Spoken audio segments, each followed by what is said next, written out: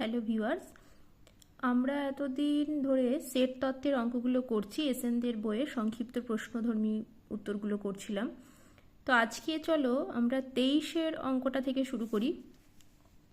23-এর অঙ্কটা বলেছে, একটা কথার অঙ্ক আছে, দেখো সেই অঙ্কটায় ভেন চিত্রর সাহায্যে তোমাকে সেট তত্ত্বে প্রমাণ করতে হবে, পদ্ধতিতে অঙ্কটার অ্যান্সার বার করতে হবে। কি বলেছে আগে অঙ্কটা বুঝে নিই।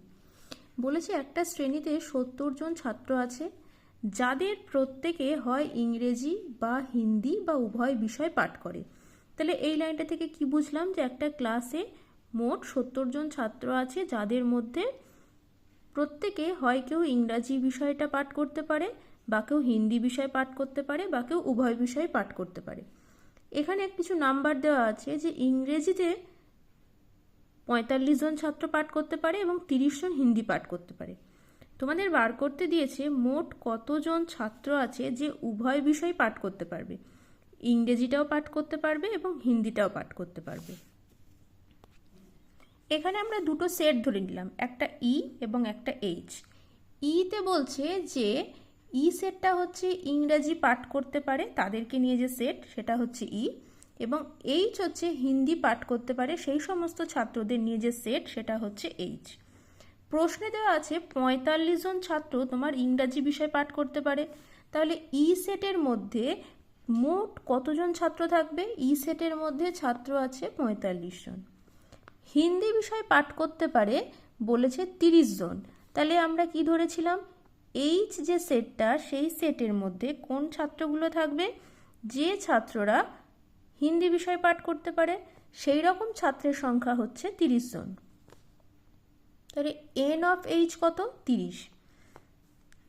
এই শ্রেণীতে মোট ছাত্র আছে 70 জন। তাহলে আমরা বলতে পারি N of E union H সমান সমান 70 জন।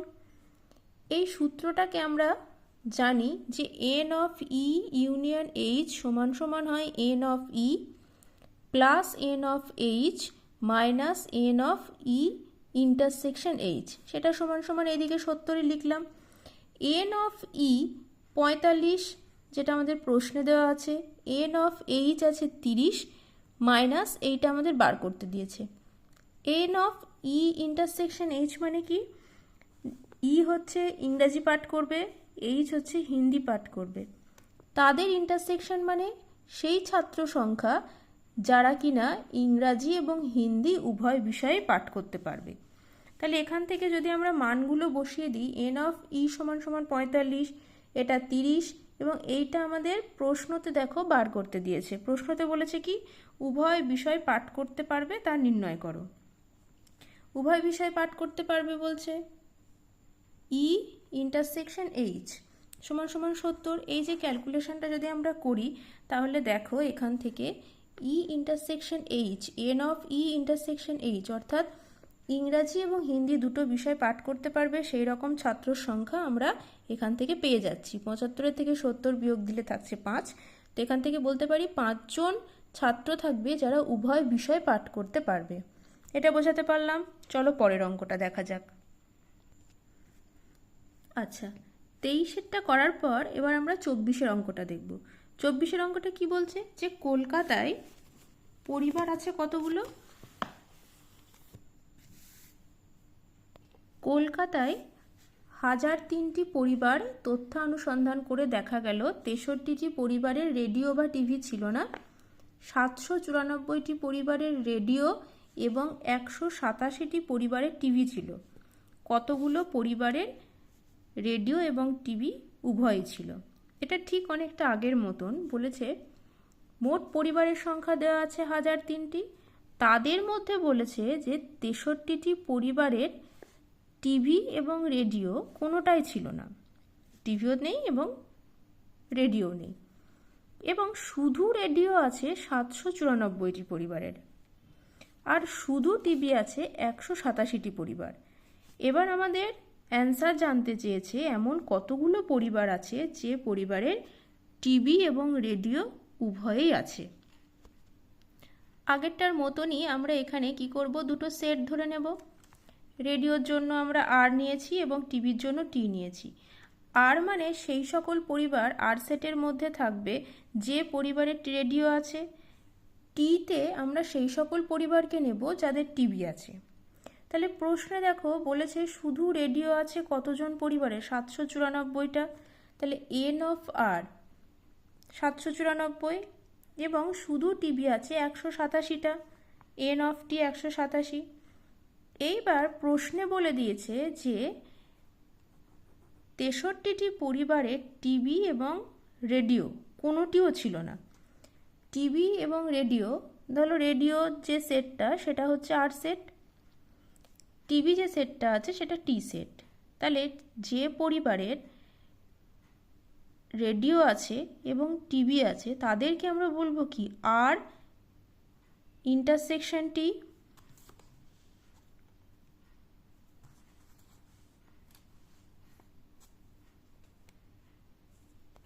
তাহলে যে পরিবারের টিভি আছে এবং রেডিও আছে তাদেরকে কি বলবো, যখন উভয় বার করতে দেবে সেটা হচ্ছে ইন্টারসেকশন হবে। এইবার প্রশ্ন অনুযায়ী কি বলছে যে 63টি পরিবারের রেডিও এবং টিভি কোনোটিও ছিল না। তাহলে এখান থেকে আমরা কি বলতে পারি, N of R union T তার কমপ্লিমেন্ট সমান সমান 63টি।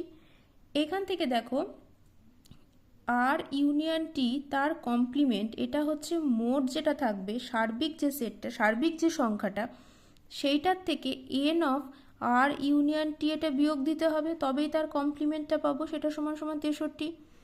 N of R union T এইটা এদিকে নিয়ে গেলাম এবং 63টাকে এদিকে আনলে বিয়োগ করে হয় 940।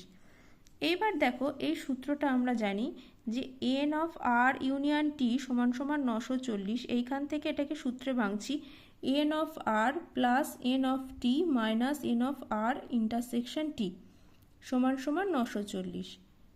এন অফ আর আমি জানি যেটা প্রশ্নে দেওয়া আছে 784টা, আর এন অফ টি জানি 187। এইটা এন অফ আর ইন্টারসেকশন টি যেটা বললাম যে আরে হচ্ছে সেই পরিবারের সংখ্যাগুলোই আছে, সেই পরিবারের সংখ্যা যাদের রেডিও ছিল, এবং টিতে হচ্ছে যাদের টিভি ছিল, উভয়ই থাকা মানে হচ্ছে আর ইন্টারসেকশন টি। এখান থেকে যদি তোমরা একটু ক্যালকুলেশন করো তাহলে N of R intersection T সমান সমান পাচ্ছি আমরা 41টি। তাহলে এখান থেকে কি পাচ্ছি যে 41টি পরিবারের টিভি এবং রেডিও দুটোই ছিল। এসো 25-এর অঙ্কটা দেখা যাক।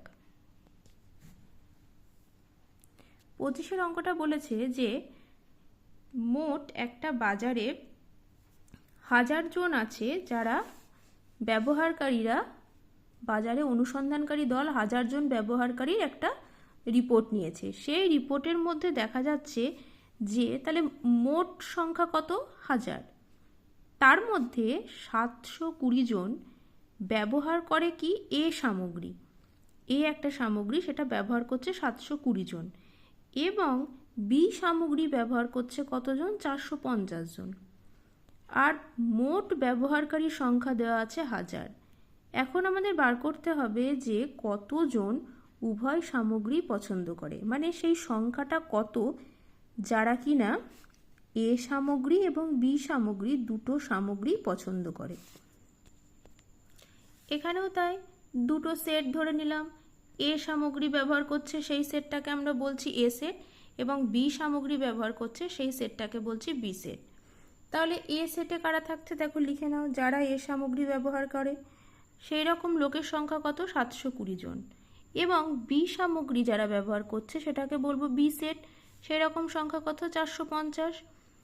এবং আমরা কি জানি 1000 জন হচ্ছে মোট ব্যবহারকারীর সংখ্যা, তাহলে N of A union B সেটা হচ্ছে 1000।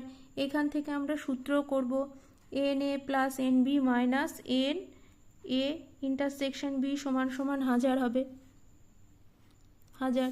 তাহলে এখান থেকে এ ইন্টারসেকশন বি, এই যে এইটা এখানে এই দিকে নিয়ে গেলাম এবং এখানে এই দুটোর মান বসিয়ে যদি তোমরা বিয়োগটা করো সেখান থেকে পেয়ে যাবে 170 জন। তাহলে এইরকম 170 জন পাবো যারা কিনা এ সামগ্রী এবং বি সামগ্রী উভয়কেই ব্যবহার করবে। বোঝা গেল?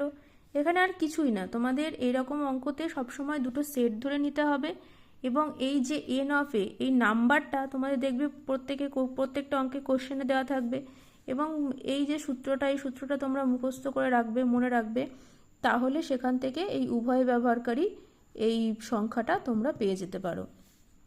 তাহলে চলো 25 পর্যন্ত অঙ্ক আমরা করা থাকলাম। পরের ভিডিওতে বাকি 26-27টা থাকবে, সেই তাহলে সংক্ষিপ্ত উত্তরধর্মী যে প্রশ্নগুলো আছে সেগুলো শেষ হয়ে যাবে। পরে আমরা এই সেট তত্ত্বের দীর্ঘ উত্তরধর্মী প্রশ্নগুলো করে পরবর্তী চ্যাপ্টারটাতে যাব।